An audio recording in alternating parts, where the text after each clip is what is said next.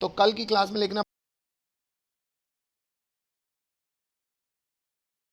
अपन इतना quantum number 1, उसमें केवल एक सबशेल होगी, उसका नाम क्या होगा 1s। सेकेंड एनर्जी लेवल में दो सबशेल होंगी 2s और 2p। थर्ड एनर्जी लेवल में तीन सबशेल होंगी 3s 3p 3d। Fourth energy level में चार सबशेल होंगी 4s 4p 4d और 4f। वैसे ही अब हम, मैं भले लिखवाए नहीं हूँ पर आप सोच सकते हो पांचवें एनर्जी लेवल में कितने सबशेल होंगे बच्चों? पांच। हेलो, एल का वैल्यू होगा 0 से 5 - 1 यानी कि 4 तक। लिखा नहीं है पर इतना कॉमन सेंस चल रहा है सबका। हेलो, तो अब इलेक्ट्रॉन्स कहाँ रहते हैं? ऑर्बिटल में। ऑर्बिटल का पता कौन बताता है? Quantum numbers. क्वांटम नंबर्स में सबसे पहला quantum number principal quantum number बताता है एनर्जी लेवल क्या है। दूसरा quantum number azimuthal quantum number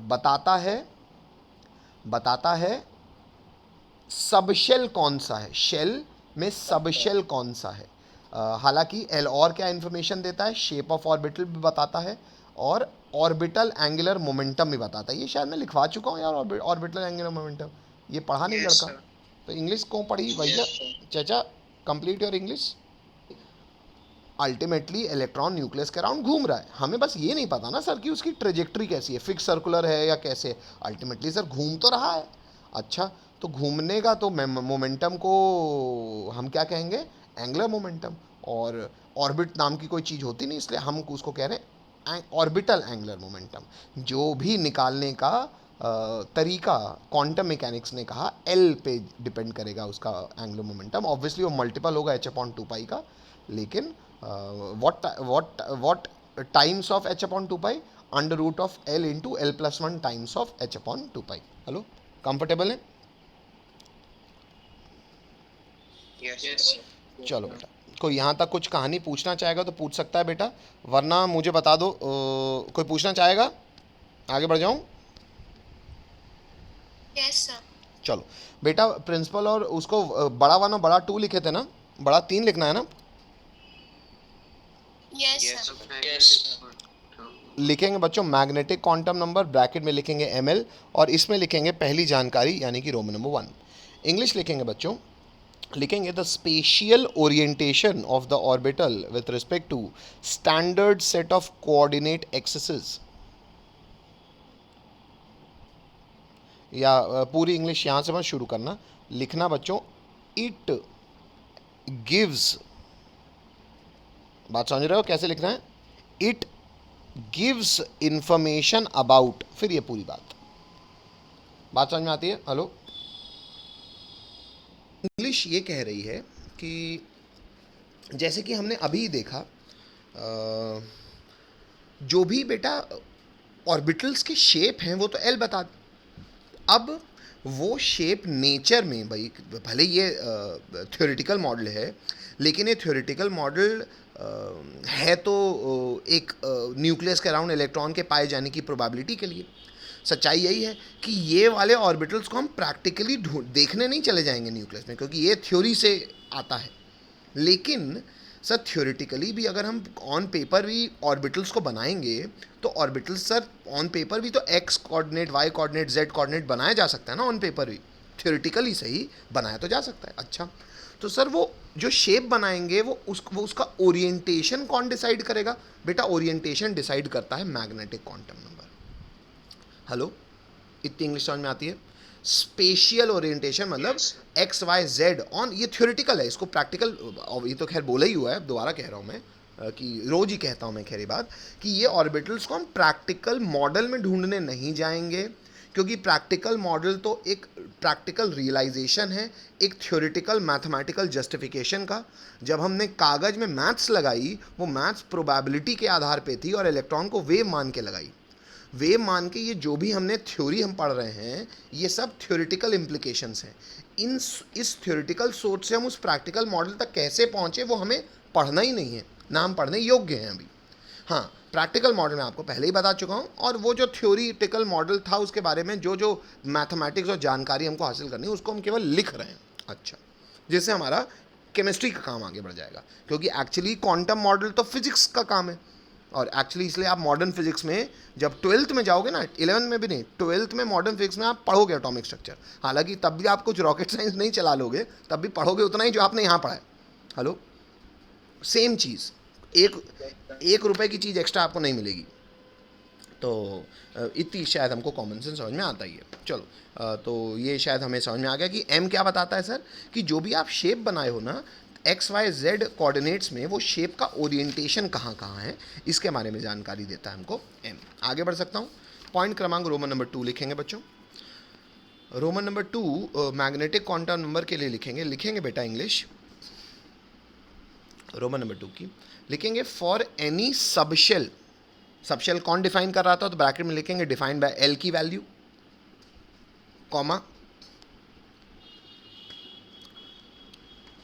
2l+1 values of m are possible.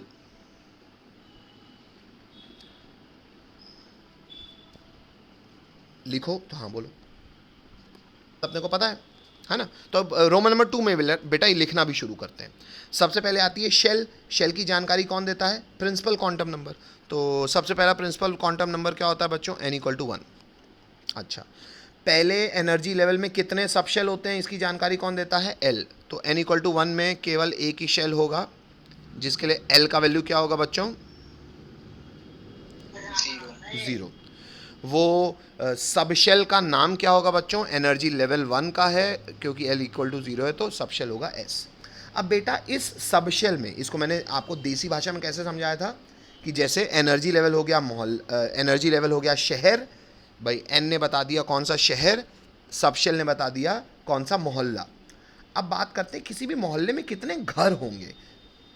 घर मतलब बेटा इलेक्ट्रॉन्स का घर। इलेक्ट्रॉन का घर कौन होता है, ऑर्बिटल।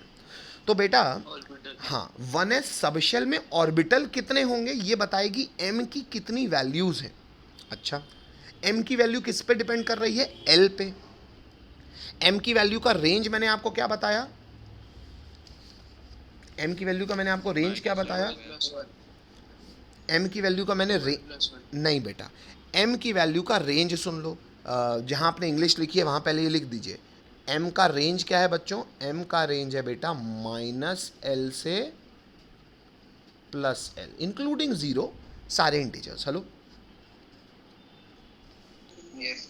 ये जहां आपने थ्योरी लिखी है वहां ब्रैकेट में लिख लो कि m का रेंज है -l से l। अच्छा, तो l का वैल्यू अगर 0 है बच्चों, तो -0 से +0 मतलब क्या हुआ, मतलब सर m का वैल्यू केवल 1 आया, तो मतलब 1s सबशेल में ऑर्बिटल कितने होंगे, केवल 1, जिसके लिए m का वैल्यू क्या होगा, 0।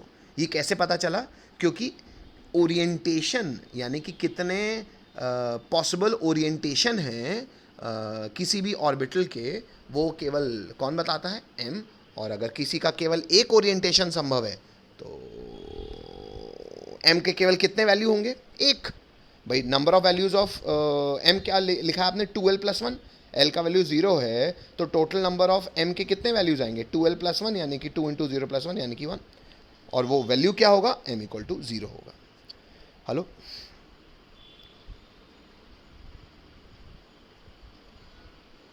Yes sir.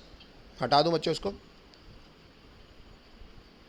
यस आगे बढ़ जाऊं, कोई रोक रहा है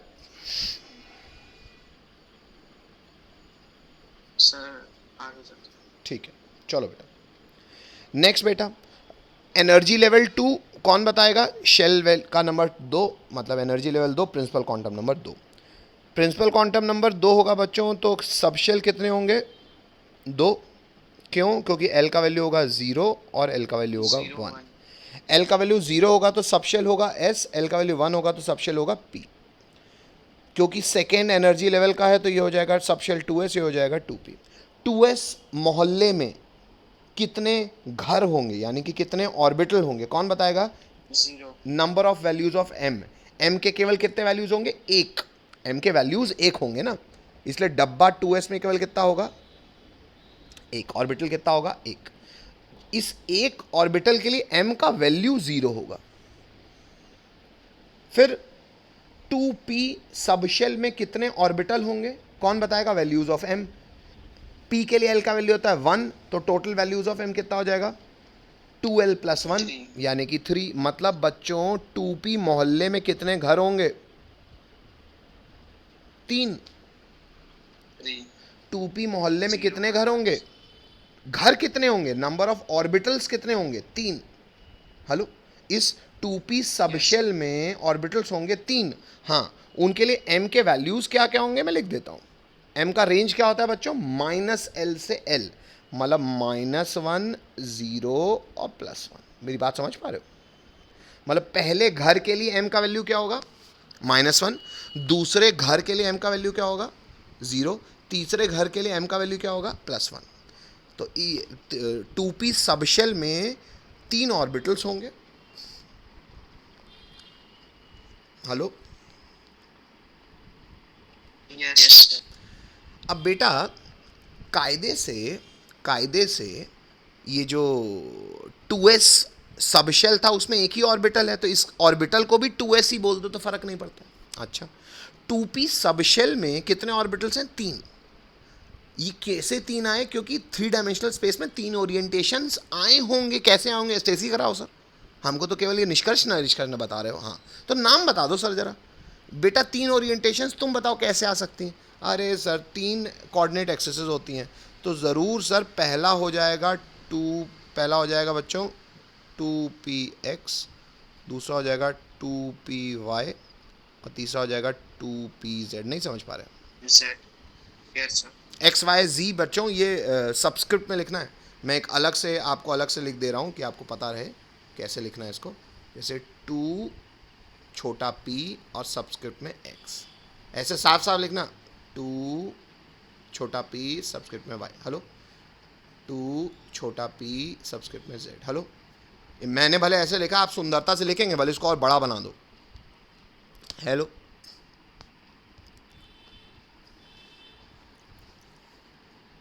बोलना पड़ेगा। नेक्स्ट, आगे बढ़ते हैं बच्चों। सर मज़ा आया, समझ में भी आ रहा है इसलिए मज़ा आ रहा है सर। Energy level 3 sir. अच्छा, बात करते हैं बेटा। एनर्जी लेवल 3 मतलब शेल 3। तीसरे शेल में कितने सबशेल होंगे बच्चों? तीसरे शेल में कितने सबशेल होंगे? मीटिंग खत्म होने वाली है अच्छा, मीटिंग खत्म। अच्छा, ठीक ठीक ठीक ठीक, रुक जाओ रे। सबको मेरी आवाज़ आ रही है ना? थोड़ा सा कंफर्म कर दो बेटा। yes sir चलो, yes sir कहाँ से? ठीक है बेटा, कौन से एनर्जी लेवल पे आ गए थे बच्चों? n = 3 की 4? 3 ना? तीसरा। तो बेटा अगर प्रिंसिपल क्वांटम नंबर 3 मतलब देसी सोच कहेगी सर शेल नंबर 3, तीसरे शेल में बच्चों कितने सबशेल होंगे? 3। क्यों 3 होंगे? क्योंकि एल का वैल्यू होगा सर 0, एल का वैल्यू होगा सर 1 और एल का वैल्यू होगा 2। ऐसा, एल का वैल्यू 0 होगा तो सबशेल कहलाएगा एस, 1 होगा तो सबशेल कहलाएगा पी, 2 होगा तो सबशेल कहलाएगा डी। हेलो, अच्छा, एनर्जी लेवल 3 है तो ये हो जाएगा 3s, ये हो जाएगा 3p और ये हो जाएगा 3d। ये हो गया सबशेल। अब सबशेल मतलब मोहल्ला। 3s सबशेल में कितने डब्बे यानी कि ऑर्बिटल यानी कि घर होंगे? 1 डब्बा होगा। क्यों? क्योंकि नंबर ऑफ डब्बे यानी कि नंबर ऑफ ऑर्बिटल्स बताते हैं number of values of m। m के कितने वैल्यू होंगे? अगर l 0 है केवल एक वैल्यू होगा, और वो वैल्यू क्या होगा? m = 0। क्योंकि एक ही डब्बा है तो उस डब्बे का नाम, उस ऑर्बिटल का नाम भी 3s होगा। p के सबशेल में कितने डब्बे होंगे? अरे मास्टर अब वी नो यार, कितनी बार एक बात कराओगे, पर हो गया, कर लो ना बेटा। क्या? 3। क्या नाम होगा बच्चों? 3px master, 3py master, 3pz master. साफ साफ लिखिएगा। क्यों ऐसा होगा? क्योंकि सर m के 3 प्रकार के वैल्यूज़ होंगे। क्या वैल्यूज़ होंगे m के? -1, 0 और +1। हेलो हेलो, अच्छा, d सबशेल में कितने ऑर्बिटल्स होंगे? It will be told by number of values of m। Number of values of m कितने आ जाएंगे? l = 2 है तो 2l+1, मतलब 2 2 जा 4 +1 5, मतलब 5 डब्बे होंगे सर, क्योंकि 5 वैल्यूज आएंगे m के, 5 प्रकार के। 1 2 3 4, तो डब्बे हो गए 5। ये 5 डब्बों में m का क्या वैल्यू होगा? m का वैल्यू होगा बच्चों सर -l से +l, मतलब -2 -1 0 +1 +2। हेलो हेलो, no sir चलो तो बेटा अगर n का वैल्यू हुआ मास्टर 4, तो L के कितने वैल्यू, अगर एनर्जी लेवल 4 है सर तो सबशेल कितने आएंगे 4, L equal to 0, L equal to 1, L equal to 2, L equal to 3। L equal to 0 है तो सबशेल कहलाएगा S, फोर्थ एनर्जी लेवल का है तो 4s। 4s सबशेल में ऑर्बिटल केवल एक होगा। क्यों ऑर्बिटल केवल एक होगा? क्योंकि m का value, number of values of m बताते हैं कि किसी भी सबशेल में ऑर्बिटल्स यानी कि डब्बे कितने होंगे। l का वैल्यू 0 है तो 2l+1 यानी कि केवल एक डब्बा यानी कि एक ऑर्बिटल होगा। इस एक ऑर्बिटल के लिए m का वैल्यू क्या होगा बच्चों? 0। एनर्जी लेवल 4 में L अगर 1 है तो 1 मतलब सबशेल डेजिग्नेट किया जाएगा P से। एनर्जी लेवल 4 है तो 4p। नंबर ऑफ सबशेल्स होंगे इसमें, सबशेल में नंबर ऑफ ऑर्बिटल्स होंगे 3, क्योंकि 3 प्रकार के m के वैल्यूज़ मिलेंगे, क्योंकि number of values of m होते हैं 2l+1। l का वैल्यू अगर 1 है तो 2 × 1+1 यानी कि 3 प्रकार के m के वैल्यूज़ आएंगे। इसलिए 3 सबशेल में ऑर्बिटल होंगे, उनका वैल्यू होगा m का -1, 0, +1। क्योंकि फोर्थ एनर्जी लेवल के हैं बच्चों तो इसका नाम हो जाएगा पहले वाले का 4px, दूसरे वाले का 4py, तीसरे वाले का 4pz। एनर्जी लेवल 2 है, सॉरी एनर्जी लेवल 4 है, लेकिन सबशेल के लिए L का वैल्यू अगर 2 है तो सबशेल डेजिग्नेट किया जाएगा D से। एनर्जी लेवल 4 है तो 4D। D के 4D सबशेल में ऑर्बिटल्स होंगे 5। क्यों 5 होंगे? क्योंकि D के लिए L का वैल्यू होता है 2, number of values of M हो जाएगा 2l+1 यानी कि 2 × 2+1 यानी कि 5, जिनके लिए M के वैल्यूज़ क्या क्या होंगे? -L से +L यानी कि -2, -1, 0, +1, +2। कोई दिक्कत बच्चों? हाँ, ये हर डब्बे को, हर ऑर्बिटल को डेजिग्नेट कैसे करोगे सर? वो अभी डेजिग्नेशन में जब शेप बताऊंगा तो बाद में कर लेंगे। लास्ट है, अगर L का वैल्यू 3 है तो पता है डेजिग्नेट किया जाता है F से। फोर्थ एनर्जी लेवल है तो 4f। 4f सबशेल में ऑर्बिटल्स कितने होंगे बच्चों? 7। क्यों? क्योंकि L का वैल्यू है 3, number of values of M हो जाएंगे 2l+1। L का वैल्यू 3 है तो 2, 3 या 6 +1 यानी कि 7 ऑर्बिटल, 7 डब्बे है। लो, 1, 2, 3, 4, 5, 6 डंडियों से 7 डब्बे बन जाएंगे बेटा। इन 7 डब्बों के लिए M का वैल्यू क्या होगा? -L से +L यानी कि -3, -2। आप साफ लिखिएगा, -1, 0, +1, +2, +3। नहीं समझ में आता है?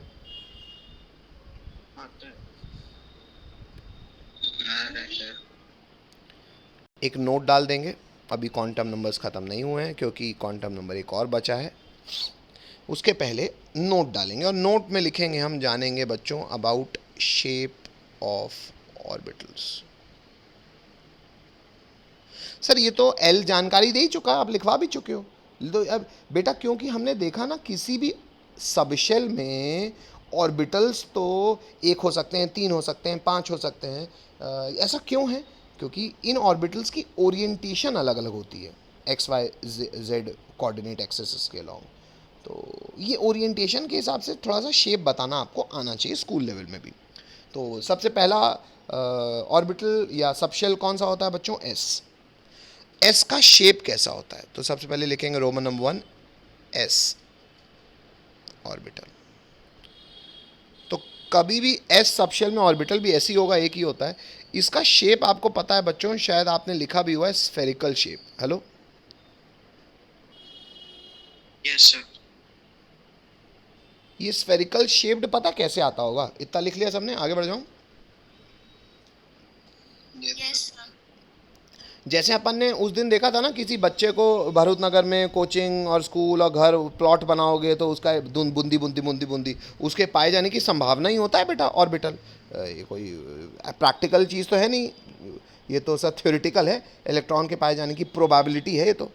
तो मान लो बेटा जब भी थ्योरेटिकल ये स्क्रॉडिंजर वेव इक्वेशन को सॉल्व करके सोल्यूशन आए होंगे और जब भी प्लॉट बना होगा और जब भी एक्स वाई जी कोऑर्डिनेट्स बनाए गए होंगे, तो बेटा मान लो 3 डायमेंशनल प्लेन है ना, मतलब 3 डायमेंशनल प्लेन नहीं, मतलब x y z coordinate axis के ये स्फेयर है मान लो।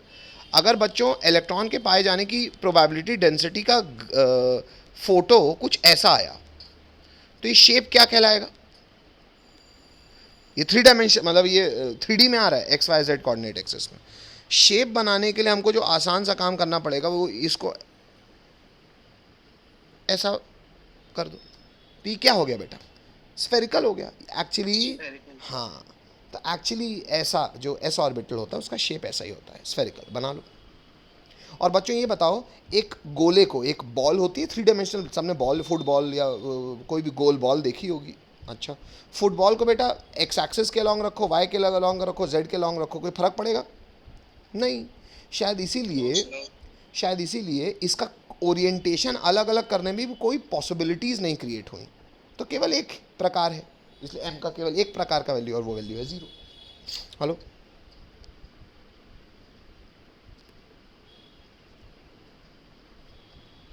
हटा दूँ? Yes, sir. चलो नेक्स्ट, रोमन नंबर 2 लिखेंगे बच्चों। रोमन नंबर 2 बात करेंगे पी ऑर्बिटल के लिए। पी ऑर्बिटल का हमने शेप लिखा हुआ है बच्चों, डम्बल शेप लिखा है ना।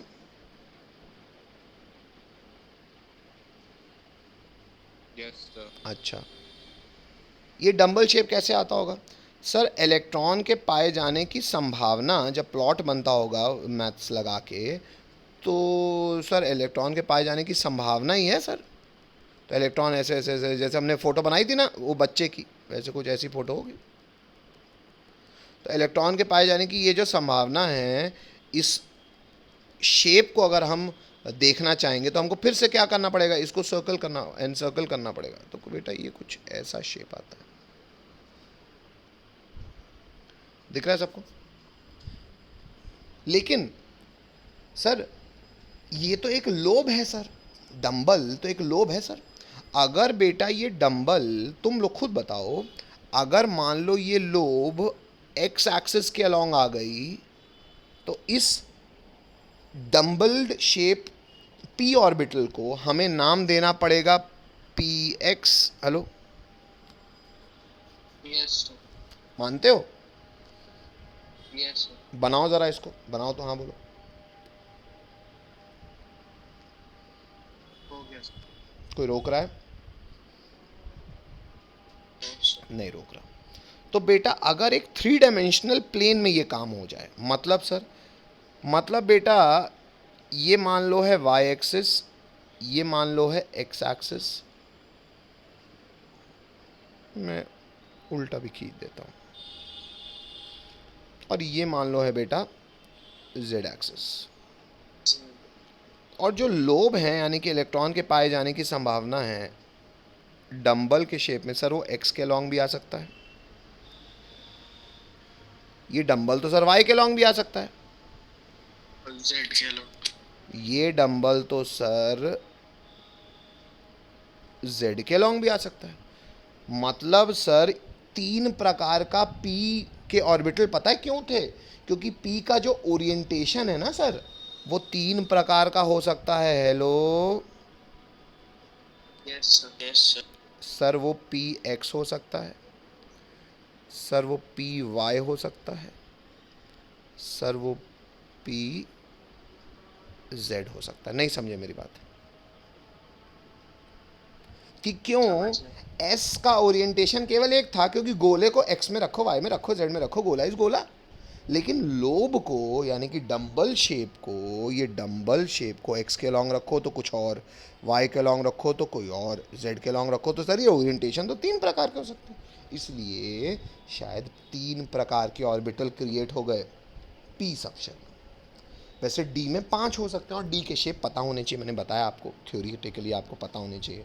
Double dumbbell. डबल डंबल वो बनाएंगे भी अपन, 5 प्रकार के डबल डंबल कैसे होते हैं।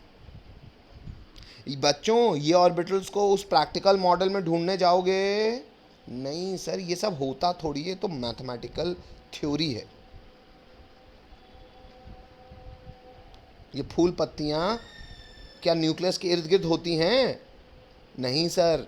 याद है ना वो मैंने आप एक प्लॉट बनाया था कि आप लोग की पाए जाने की संभावना यहाँ ज़्यादा, उसको ये आपका घर है, फिर ये भरत नगर कोचिंग है, फिर ये स्कूल है, तो ये आपका प्लॉट है। तो आपका आपका आप ऐसे दिखते हो क्या, या आप ऐसे चलते हो क्या, या कुछ भी ये आपसे रिलेटेड है? नहीं ना, ये तो तुम्हारी पाए जाने की संभावना की थ्योरी है। लो, मेरी बात समझ रहे हो? Yes sir. तो इसको प्रैक्टिकल मॉडल में देखने की कोशिश नहीं करना। चलो आगे बढ़ जाऊँ।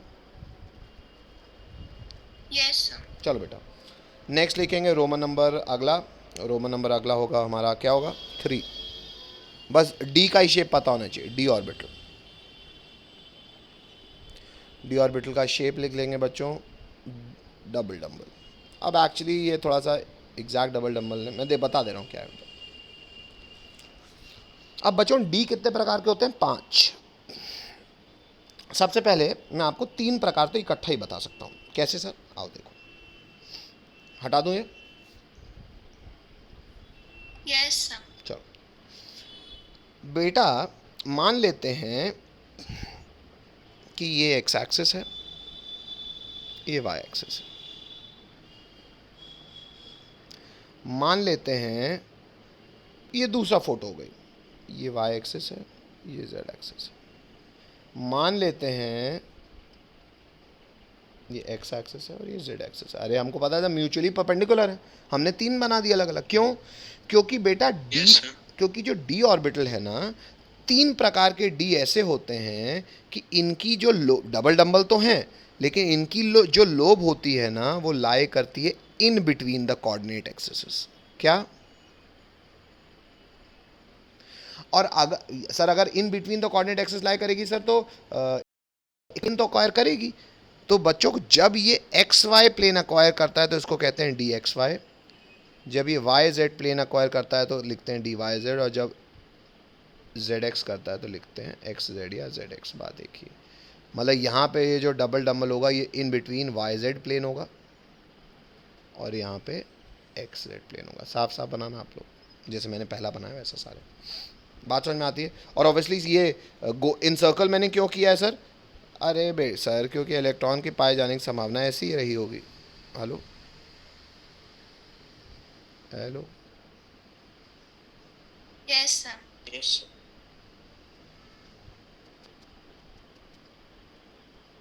फोटो बनाओ तो हाँ बोलो। क्योंकि डी 5 प्रकार के होते हैं। जो शुरू के 3 बनाए हैं बच्चों अपन डी, वो 7 पता क्यों बनाए? आप गौर करो बच्चों, वहाँ पे भले मैंने लिखवाया नहीं, आपको गौर करने की बात है। वहाँ पे इलेक्ट्रॉन की पाए जाने की संभावना कहाँ है? In between the coordinate axis. गौर किया था आपने? ये गौर किया था? Yes sir. अब बच्चों जो बाकी के 2 डी हैं वो देखो। सर अगर ये एक्स एक्सिस है और ये वाई एक्सिस है, और अगर ये डबल डम्बल यानी कि इलेक्ट्रॉन के पाए जाने की संभावना अलोंग द कोऑर्डिनेट एक्सिस आ जाए, और कौन सी एक्सिस के अलोंग आए? एक्स और वाई के अलोंग, तो इसको कहेंगे dx2y2। माइनस नहीं है जो बच्चा आज पढ़ा है, dx2y2। क्या पढ़ेंगे इसको?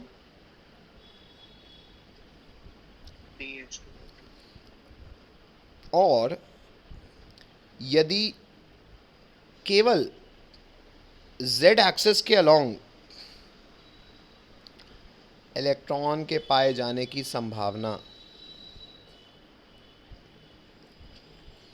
और ऑब्वियसली ये ऐसा इसलिए क्योंकि इलेक्ट्रॉन के पाए जाने की संभावना है, तो ये डॉट एड लाइन, तो ये इलेक्ट्रॉन तो है ही, वो तो अपन ने बस इनसर्कल किया हुआ है। अब सर ये डबल डम्बल कहाँ है सर, जेड वाला? बेटा एक्चुअली ना, एक जेड एक्सिस के अलोंग ऐसी लोब आएगी और एक और लोब आएगी। कौन सी? सैटर्नियन लोब। सैटर्नियन लोब क्या होती है सर? अबे सैटर्न देखे हो? सैटर्न प्लैनेट कम से कम देखे तो चलो, मान लो किसी नहीं हो, एलन मस्क देखा, इलॉन मस्क देखा होगा। ये देखे हो ऐसा कुछ? वो कौन सैटर्न को इर्द गिर्द एक तो पट्टी चलती है ना ऐसे।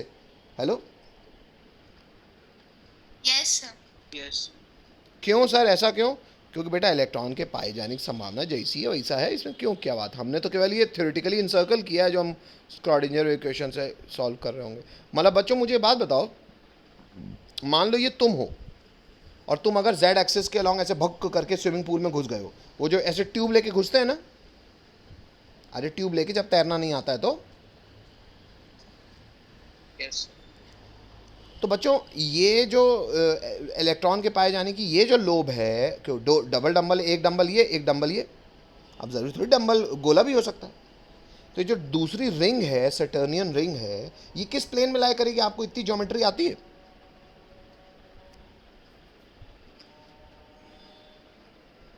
अगर ये z एक्सिस के अलॉन्ग है तो ये किस प्लेन के अलॉन्ग लाया करेगा? अरे सर, अगर हम भौक करके घुसे हैं और हम z एक्सिस के अलॉन्ग घुसे हैं तो जो वो होगा वो तो xy प्लेन में वो ट्यूब होगी ना, वो पानी में अगर रखी रहेगी तो पानी तो xy प्लेन हुआ। अगर हमारा सीधा खड़ा ये z एक्सिस हुआ तो ये तो xy प्लेन हुआ। हेलो हेलो, बोलना पड़ेगा बच्चों, Yes, sir. Yes, sir. सबको बोलना पड़ेगा। Yes, sir. ठीक है बेटा, Sir. तो इसको हम लोग इसको क्या लिखते हैं? D Z square. तो D X two by two और डी जेड स्क्वायर। बात समझ में आती है? हेलो, तो ये होगा बच्चों शेप जो आपको Yes, पता sir. होने चाहिए। अब हम आखिरी क्वांटम नंबर कल पढ़ेंगे, उसको पॉइंट नंबर 4 लिख दीजिएगा, बाकी चीज़ें कल से पढ़ते हैं। तब तक के लिए